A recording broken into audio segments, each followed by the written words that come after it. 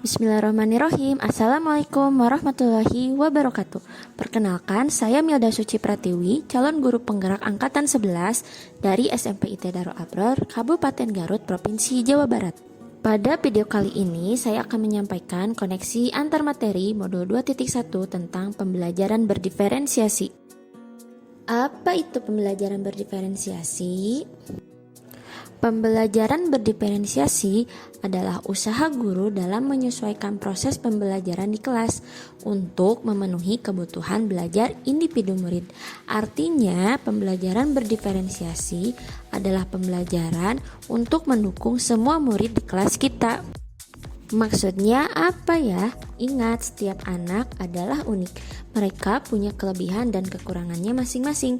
Begitu pula dengan minat, gaya belajar, kebiasaan, pola pikir, kemampuan literasi, dan lain-lain. Pasti berbeda-beda kan? Nah, disinilah diperlukan usaha guru untuk memenuhi kebutuhan belajar murid yang berbeda-beda agar mereka merasa nyaman saat belajar di dalam kelas dan tentunya tujuan pembelajaran dapat tercapai. Lalu, bagaimana cara untuk dapat melakukan pembelajaran berdiferensiasi di kelas? Agar dapat melakukan pembelajaran berdiferensiasi, guru harus pertama memahami tujuan pembelajaran. Yang kedua, mengetahui dan merespon kebutuhan belajar murid. Yang ketiga, menciptakan lingkungan belajar yang mengundang murid untuk belajar. Yang keempat, melakukan manajemen kelas yang efektif. Dan yang kelima, melakukan penilaian berkelanjutan. Berkaitan dengan kebutuhan belajar murid, guru harus memahami 3 aspek berikut. Yang pertama, kesiapan belajar murid atau readiness. Yang kedua, minat murid. Dan yang ketiga, profil belajar murid. Kesiapan belajar mengharuskan guru untuk menilai pengetahuan awal dan menentukan apa yang telah murid ketahui dan di mana murid berada. Mengetahui minat murid. Minat setiap anak pasti berbeda-beda. Minat anak adalah salah satu motivator penting bagi murid-murid untuk terlibat aktif dalam proses pembelajaran. Yang selanjutnya ada profil belajar murid, yang terdiri dari lingkungan, budaya, gaya belajar, dan kecerdasan majemuk.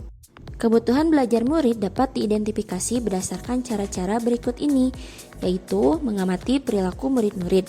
Yang kedua, mengidentifikasi pengetahuan awal. Kemudian, mereview dan melakukan refleksi terhadap taktik pengajaran. Kemudian, berbicara dengan guru murid sebelumnya.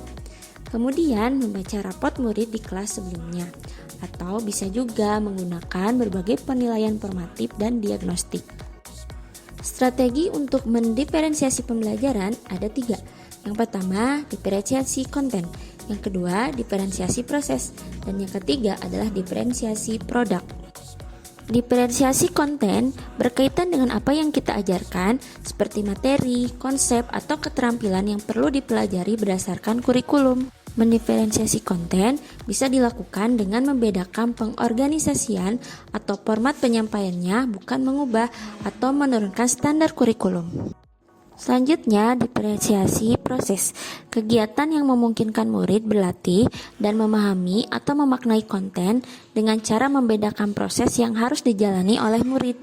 Yang terakhir adalah diferensiasi produk. Bukti yang menunjukkan apa yang murid telah pahami dengan cara membedakan atau memodifikasi produk sebagai hasil belajar murid, hasil latihan, penerapan, dan pengembangan apa yang telah dipelajari. Adakah keterkaitan antara modul pembelajaran berdiferensiasi dengan modul-modul yang lain?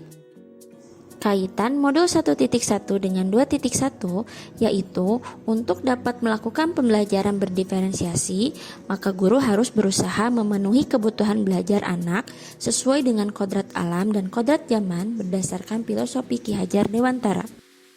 Kaitan modul 1.2 dengan 2.1 dalam melakukan pembelajaran berdiferensiasi, seorang guru penggerak harus berpihak pada murid, reflektif, mandiri, kolaboratif, dan inovatif untuk menciptakan pembelajaran berdiferensiasi agar dapat memenuhi kebutuhan murid. Dengan demikian, seorang guru penggerak dapat mewujudkan kepemimpinan murid dengan menuntun murid merdeka belajar. Hal ini sesuai dengan nilai dan peran guru penggerak. Kaitan modul 1.3 dengan 2.1. Pembelajaran berdiferensiasi dapat menjadi salah satu strategi untuk mewujudkan visi guru penggerak yang berpihak pada murid. Kaitan modul 1.4 dengan 2.1. Dalam pelaksanaan pembelajaran berdiferensiasi antara guru dan murid harus ada kesepakatan kelas terlebih dahulu agar proses pembelajaran dapat berjalan dengan baik sesuai dengan nilai-nilai positif. Demikian yang bisa saya sampaikan. Terima kasih. Guru penggerak, tergerak, bergerak, dan menggerakkan.